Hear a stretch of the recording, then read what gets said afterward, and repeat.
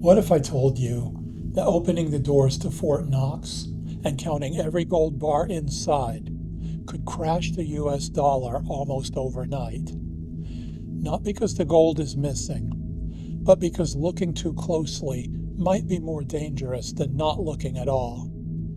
Auditing the gold sounds responsible, reassuring, almost comforting, but in reality, it may be one of the most destabilizing financial moves the United States could make.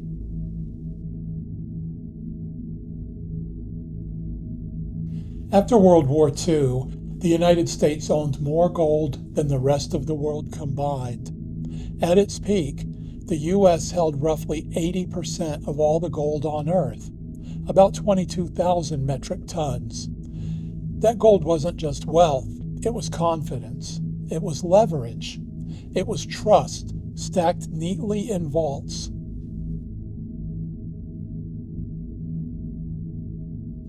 As foreign governments converted dollars into gold through the 1950s and 60s, those reserves slowly drained away. By the time President Nixon closed the gold window in 1971, about 14,000 tons had left U.S. vaults.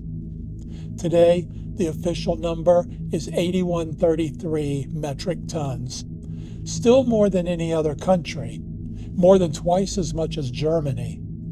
On paper, the United States still holds roughly 42% of the world's official gold reserves, which leads to a simple question. Is it really all there?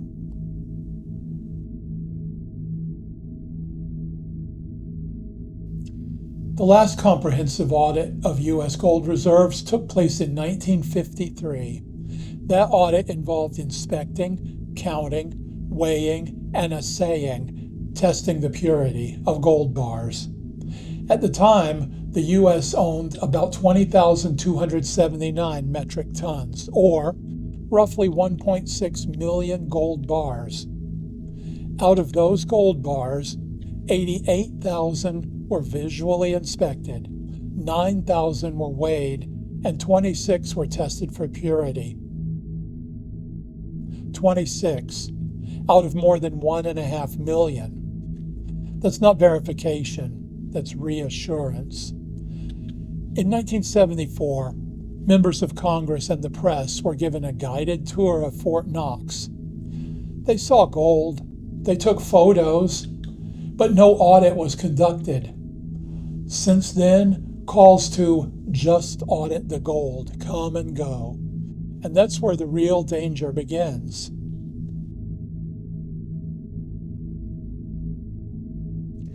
I'm going to say something that sounds wrong at first. We should not audit Fort Knox. Because whether the gold is actually there doesn't affect your daily life. It doesn't determine inflation. It doesn't set interest rates. It doesn't decide whether the economy grows or shrinks. What matters is belief. As long as people believe the gold is there, the system holds. And belief is a fragile thing.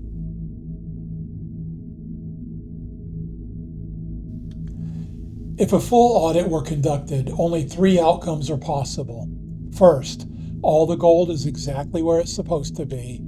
If that happens, nothing changes. Markets move on, life continues. Second, some of the gold is there, but not as much as reported. Third, none of it is there, or it's been leased, or swapped, or replaced.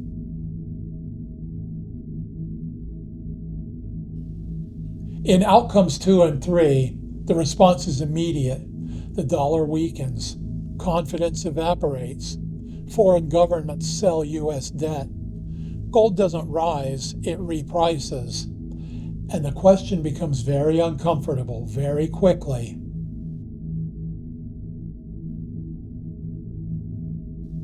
But here's the part no one likes to admit.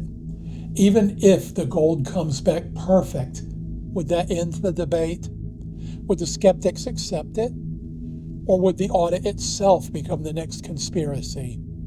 Because once trust is questioned, data rarely restores it.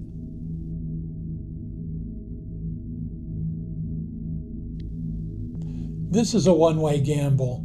If everything checks out, we gain almost nothing. If anything is wrong, or even appears wrong, the consequences are enormous.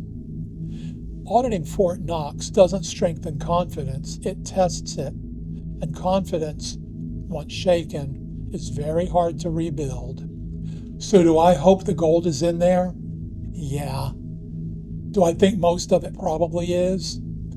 Yes, but I'm not sure I actually want to know.